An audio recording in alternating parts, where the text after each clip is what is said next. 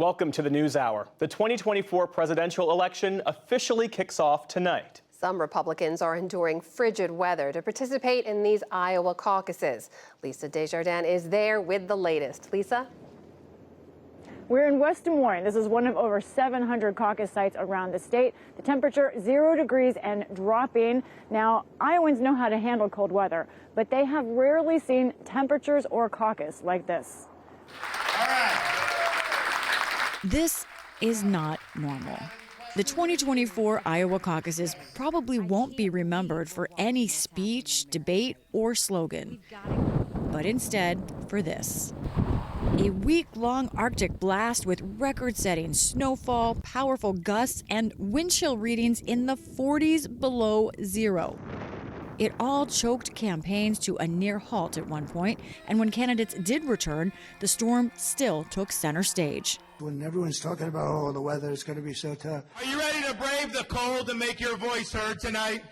I mean, my southern skin has struggled, but I will tell you, y'all are taking it to a whole new level.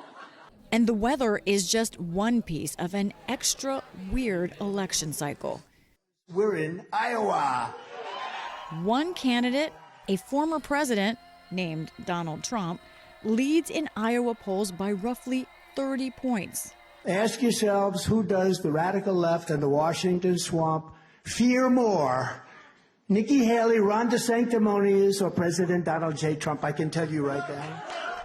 It's not clear if this is a competitive contest, but if it is, there's only one question. Trump, or as his two main opponents argue, not Trump. Donald Trump, if he's the nominee, the whole election is going to be about legal issues, criminal trials. I agree with a lot of his policies. But rightly or wrongly, chaos follows him. You know I'm right. Chaos follows him. But so does deep support. There's no other ones as far as I'm concerned. I've been a Trump supporter ever since he walked on the escalator in 2015. He is a man that stands behind his word. He'll get the job done. I think Iowans favor Trump. I really do.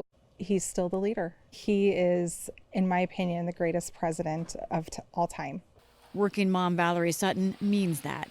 She's the latest generation to run her family's over 100-year-old greenhouse west of Des Moines.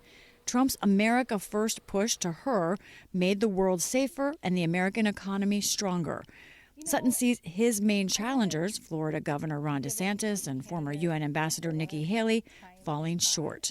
What I think about Nikki Haley and Ron DeSantis is that they are politicians. And that is another thing that I really like about Trump is that he's a businessman. And I think that the government needs to be run like a business. Her business is in Dallas County, critical territory where Des Moines suburbs meet some of rural central Iowa. One of the fastest growing places in the country, Trump won the 2016 general election here by 10 points. But in 2020, his margin was just 2 points. It's a national harbinger. And if either DeSantis or Haley has any chance to make gains in Iowa, it will be in a county like Dallas. This is my dad's family. And that's happening with Dennis Monsager, a former naval officer, and his wife Sherry, a retired teacher, both Republicans for Haley. Well, the first thing that really caught my attention was her position on Ukraine. I'm deeply concerned about that conflict, and I definitely think we need to support Ukraine. I like Nikki's position on abortion, which is more liberal than our governor's. Sherry and Dennis each voted for President Trump in 2020, and they know he leads the GOP race now. I would not vote for him again. I would go with a third-party candidate versus Trump, and I would never vote for Biden. Why a third-party candidate now? I don't like his attitude of how he has to always degrade people. He's always calling people names, and as a teacher, you teach your kids, your students, not to do that. In Iowa, even supporters of his opponents ask about Trump. Why haven't you gone directly after? What do you mean by going directly after? That's 75-year-old Chris Garcia, a second-generation Mexican-American who's lived in and around Dallas County his whole life and plans to caucus for DeSantis. He united Florida, and he did a good job of it.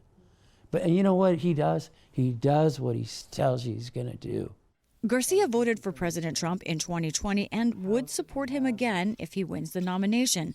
But he has reservations. He says some things that I don't know where he's getting it from. I think he talks out of the side of his mouth before he realizes what he says.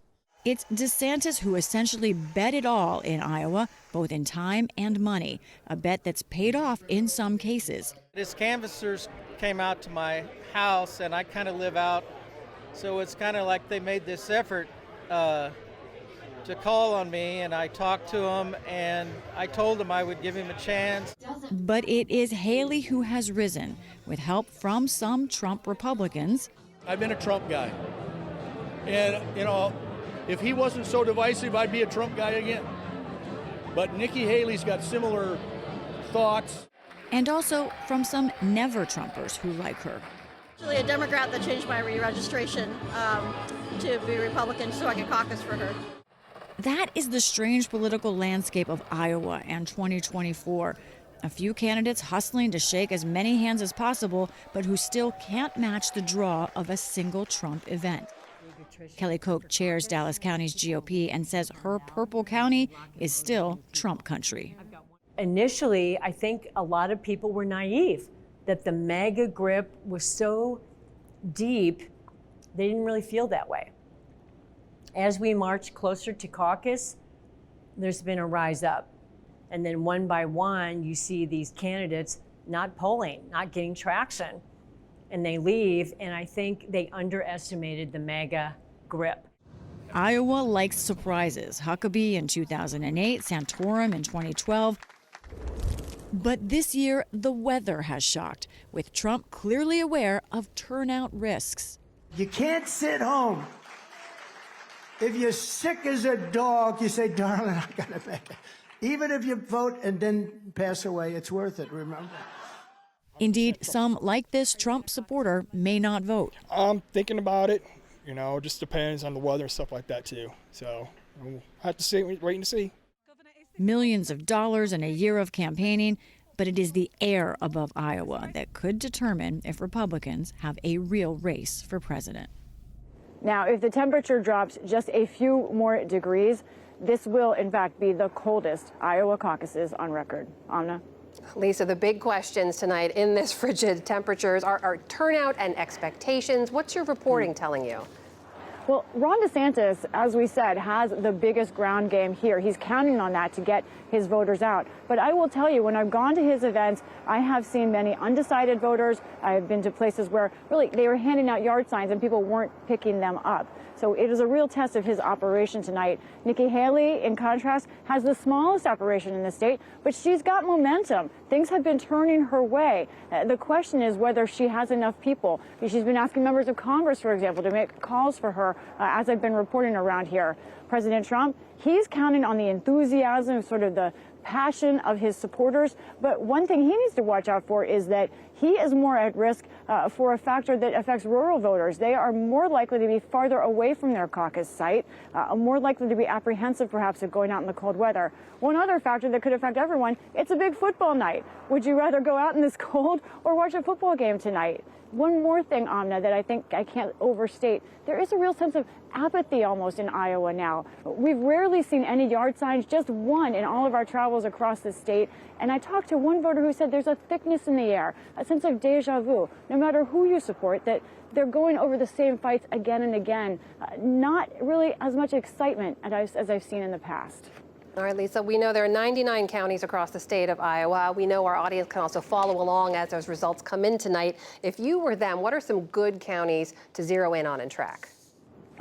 I love talking about the county by county map. Let's start over west. One of my favorites, Pottawatomie County. This is a rural county. Donald Trump had a big night there in 2016. He lost the state overall to Ted Cruz in the caucuses, but he did well there, and he's got to have a big night there tonight. I'd watch that early to kind of see how Donald Trump does in rural areas. Ron DeSantis was there today, though, thinking perhaps he can make up ground in that conservative area. Let us go east to the Mississippi River counties.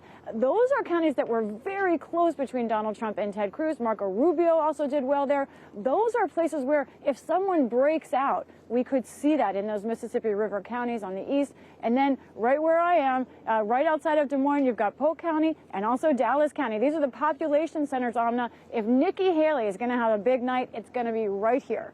So stay tuned.